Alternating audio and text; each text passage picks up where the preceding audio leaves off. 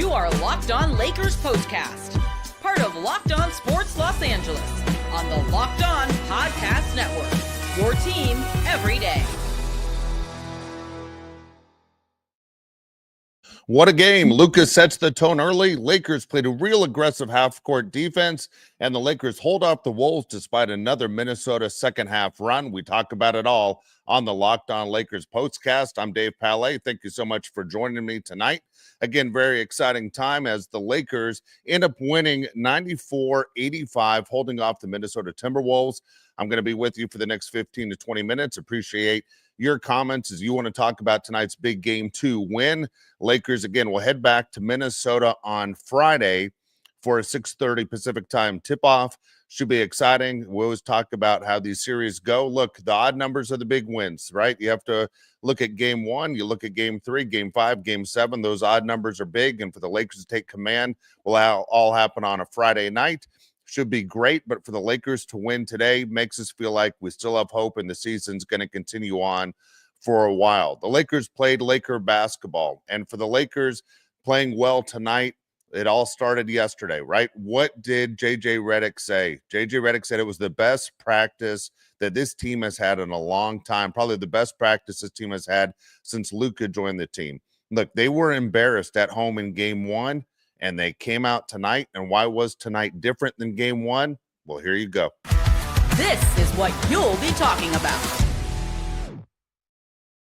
Game was different tonight. It was defense. Look, the Lakers were aggressive on defense, and you hear all the time about NBA. More in this sport than any other sport, you talk about comparisons to different eras, and it's always tough, whether it's Wilt Chamberlain, Kareem, Magic. You talk about the different years of Kobe and Shaq and all the great Laker teams, but you love to hear people talk about the 90s and talk about how physical the NBA was back then, and they would let you go. Look, the referees let you go to an extent. Look, I was around, all right? I was watching. I was covering the team. I covered the Lakers for a long time, from 93 to about 2005.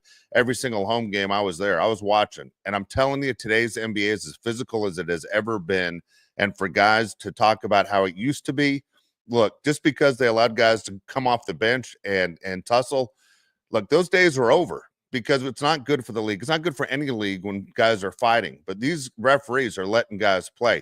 This is a physical game. Anyone who's ever gone to a Laker game in person knows that this is a physical game. That being said, for all the talk, LeBron played terrible defense and Luka played terrible defense. The Lakers weren't sharp on Game 1. Look, they weren't as sharp as they should have been, but tonight was a whole different level. Luka played great half-court defense. LeBron, again, defensively was a priority. The Lakers today, they took a lot and they gave a lot, and yet Minnesota had no answers, right? So when you talk about what was the difference in tonight's game, what was the difference in Game 1, to me, it was the Lakers' half-court defense. Look, they made a change. Jaden McDaniels tore this team apart in Game 1. Well, tonight in 38 minutes, Jaden McDaniels only had 8 points. 3 of 11 shooting from the field. They let Julius Randle get his. And Julius Randle, I understand he's a former Laker, and you usually don't like to see former players that wear your uniform do well. But I don't know any Laker fan that hates Julius Randle.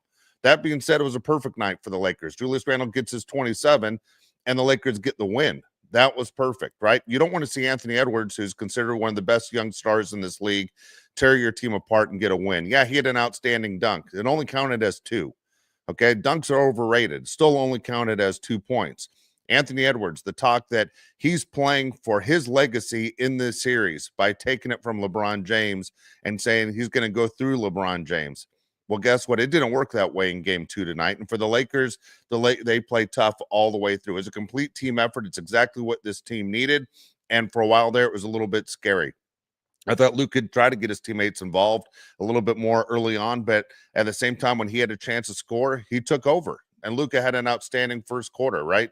Again, Luka has dominated at the beginning of these games, but at the end, it seems like Luka gets a little tired, and it's a lot. When you're taking a beating and they're switching defenders on Luka over and over again, there's almost so much he can do to sit there and help this team go ahead and lead them to a win.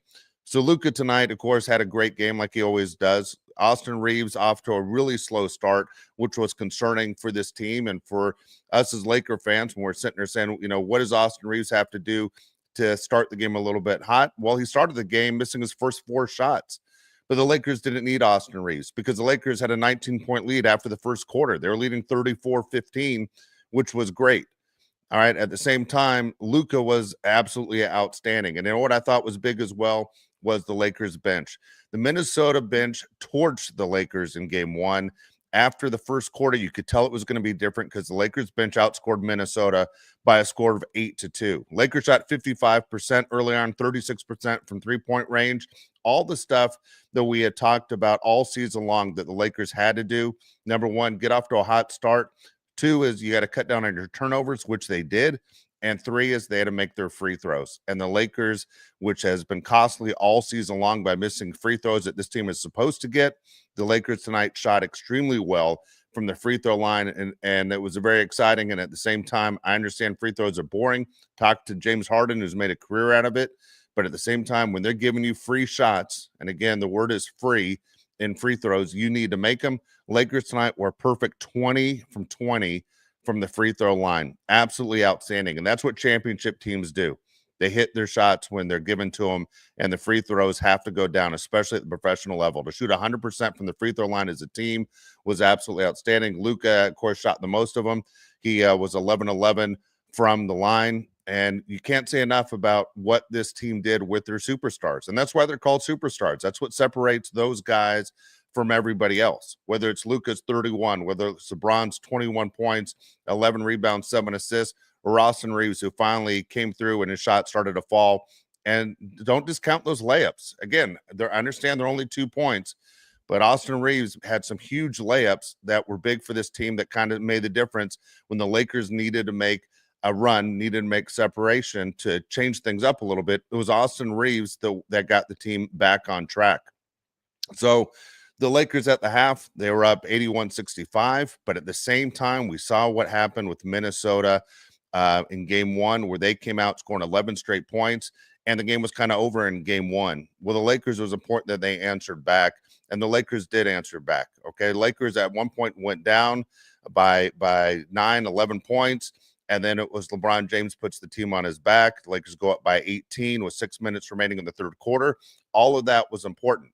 Well, the Wolves weren't done because the Wolves are in this situation for a reason. Don't forget about the beginning of the year. The Wolves were picked by many experts as a team that could beat not only the Lakers, but could make a run for a championship this year. And the Wolves did a fantastic job in the fourth quarter. There was no quit. There was no quit with them as they cut the Lakers lead down to 9. And it took everything the Lakers had till the last basically 45 seconds of this game to feel like, hey, the Lakers are going to win this one. Minnesota is not going away. What does Stu Lance say all the time in the broadcast? Good teams put other teams away. It's not like teams quit. And when you're talking about the playoffs and trying to fight for your legacy and everything that you are, and you have a new ownership group in Minnesota, that Minnesota's hungry. And I saw so many people that I'm following on social media during the game that are saying Minnesota's hungry. They want the game more than the Lakers. Well, not exactly the case, okay? Because the Lakers won tonight 94-85. We're going to get into the box score. I want your comments and everything as well. But there's so much going on tonight's game, and the excitement factor right now is through the roof as the Lakers win game 2 of the series 94-85. Exciting time for Laker fans as there is still hope for this team to get another championship. Want to mention the people over at FanDuel. Look, the playoffs are here. The NBA is what everybody's talking about right now. Ratings are through the roof, and everyone is excited about the playoffs. And, of course, it helps that the Lakers are in it. FanDuel is now giving new customers an incredible way to get in on the action. Right now, when you join FanDuel and place your first $5 bet, you get $250 in bonus bets if you win. Look, I love FanDuel. Everyone I know loves FanDuel. It makes betting so easy, whether it's picking your favorite team or diving into player props, from three-pointers to steals to assists. FanDuel has so many ways to bet on your favorite team with player props. Look, plus you get game tips off and everything's ready to go because you can combine your live prop bets into the same game parlay for a big chance to win. Very simple. Don't miss out. Head to FanDuel.com and claim your $250 in bonus bets today.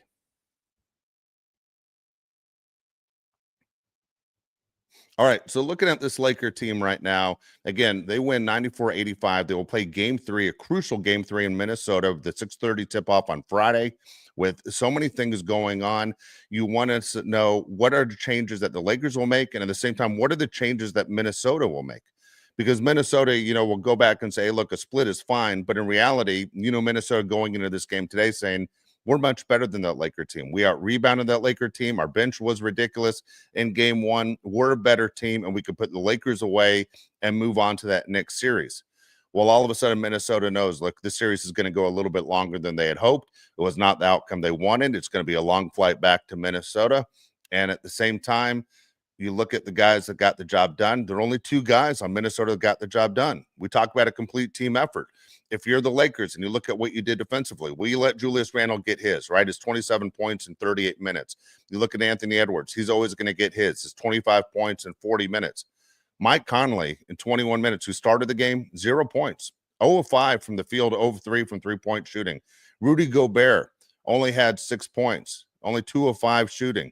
Jaden McDaniels, which was huge tonight, was 3 of 11 from the field in 38 minutes, 8 points. That was it. Naz Reid, who torched the Lakers in game 1 with 9 points. The Lakers defense was the key tonight, and when we ever thought we'd say it was the Lakers defense that was important. That being said, when you look at the Lakers side of things, Luka's going to get his 31 in 41 minutes. LeBron, his 21 points, his 11 rebounds, 7 assists in 39 minutes. Rui, who got banged up, had to come back with the mask, had to leave the court, came back with a mask. He finished with 11 points. He was big for the Lakers, and Austin Reaves turned it on when the Lakers needed it most. Now, the Lakers only had 13 bench points in this game, 7 from Dorian Finney-Smith, 6 from Gabe Vincent. Again, they are staying away from some of the guys I would like to see in the rotation. Jordan Goodwin got in for 7 minutes. That's fine. Jordan Goodwin basically was a non-factor. 1 rebound is his only stat line with 2 fouls. But again, Dalton Knecht is the one I'd love to see in. And they must be penalizing Dalton Knecht because it's either lack of experience in big games or they don't think he's a good enough defender to be on the floor. But I'd love to see Dalton Knecht on the court for the Lakers. And for, my reasons, I think he's a guy that helps this team, can either expand the lead or a guy that can get you back in a game. But at the same time, JJ Redick doesn't see it. He feels safer going with the veterans, and we've seen that a bunch of times over. Again, curious to know what you guys think in your comments as well, what you think. Craig, always good to see you right here. Craig says Luka had a great start again.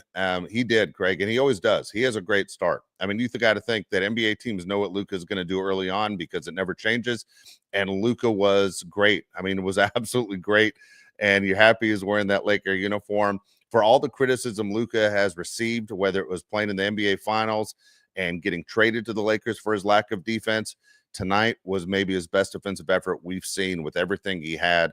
And it's not easy playing defense when you're on the perimeter, especially when you have so many good athletes around you. Luka did a fantastic job. Also, Reaves took a lot of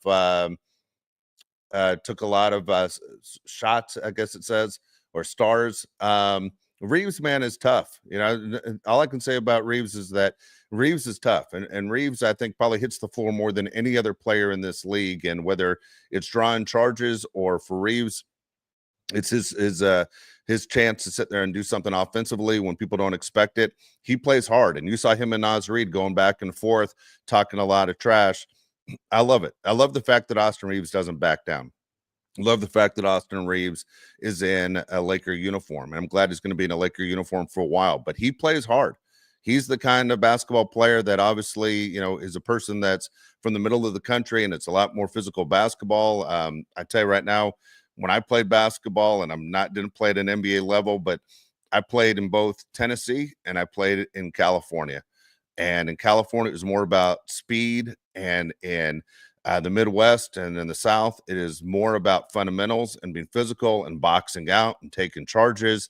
And it is doing the fundamental things you can do. And Austin Reaves reminds me of those guys that grew up in Indiana. And I know he's not from Indiana, but he's one of those guys that is tough as nails. And if you weren't tough on the court, you're going to hear it from your dad or your neighbors that you weren't tough.